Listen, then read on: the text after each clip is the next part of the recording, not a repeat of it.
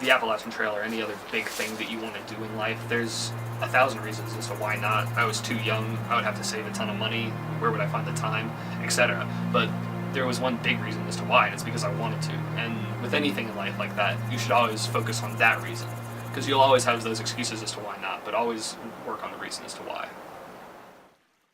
My name is Ash Berger, and I successfully hiked the Appalachian Trail in 2015 at the age of 17. The Appalachian Trail is a 2,189.9 mile long footpath that extends from Springer Mountain in Georgia to Mount Katahdin in Maine. So I started planning the first semester of my junior year in high school when I realized that I would be able to graduate a semester early and have the actual chunk of time to hike the trail. And planning consisted of reading a ton of books, talking to people that had done the hike before, talking to people that were in the middle of hiking the trail, even doing different overnight camping trips to test gear and test myself physically, that kind of thing. I was definitely one of the younger people out there, and so people were very surprised when they found out I was 17, but I was still able to do everything just as well as anybody else, if not better for some of the older guys. So I didn't start at 20 miles a day, I started doing around 15, but I realized that I could do 20 miles pretty comfortably, and so I was hiking with some other fast-paced people too, and so I started increasing my mileage. I met some incredible people out there. I met a couple named Tortoise and Hare, Hare being the guy. The first day I met Hare, we had hiked 11 miles through about 1.5 feet of snow, and we were some of the first people on the trail, so it was awful, absolutely awful day. And so he gets to the shelter, drops his pack, says, "All right, babe, I love you," kisses his girlfriend, and then starts running back up the trail.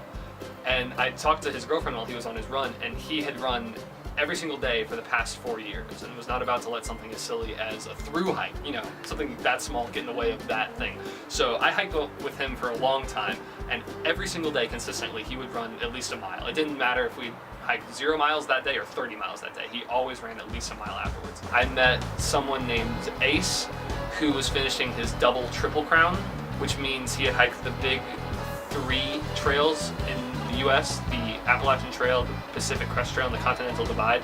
If you do all 3, that's called the Triple Crown. He was finishing up, he was on the very last trail of doing that twice.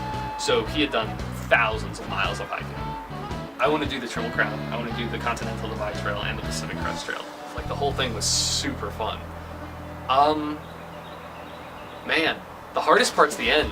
It's like when you're done, because everything's just, it's this moment of like, you realize you're done. That, like, everything you've been working for the past 4 months, literally, and then for the past year and a half, is over. So, getting off was definitely probably the toughest thing. There were days that were tough, but even in the days that were tough, they were some of the best experiences I've ever had. It was just so much fun. Every second of it was so much fun. Physically, though, it was rough. Yeah, I mean, when you hike 30 miles a day, it can be tough on all your joints. I almost drowned in a river in Maine. The current was really strong because of rain for the past couple days. Most places on trail, if there's a big enough river, the people around the trail are like, let's build a bridge to help you get across. But in Maine, when you come across a river, they're just like, good luck.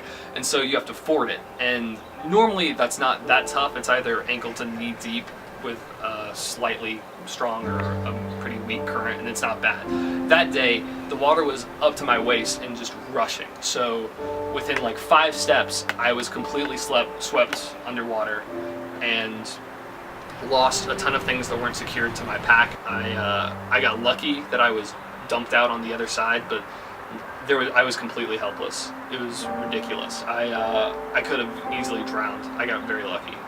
So that was pretty traumatizing. But so for background, the Virginia Blues, Virginia is the longest state on trail. It has actually a quarter of the trail on it.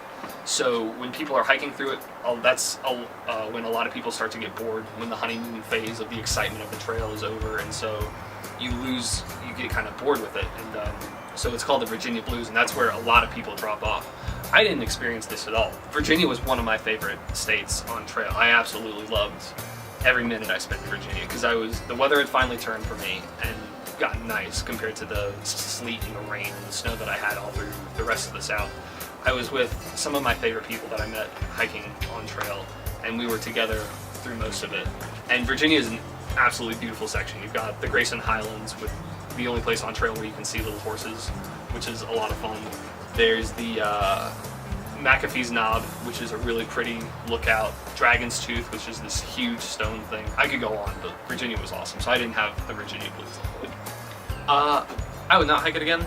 I think there's too much else in the world that I want to go see, so the AT is under my belt now and I want to go see what else I can do.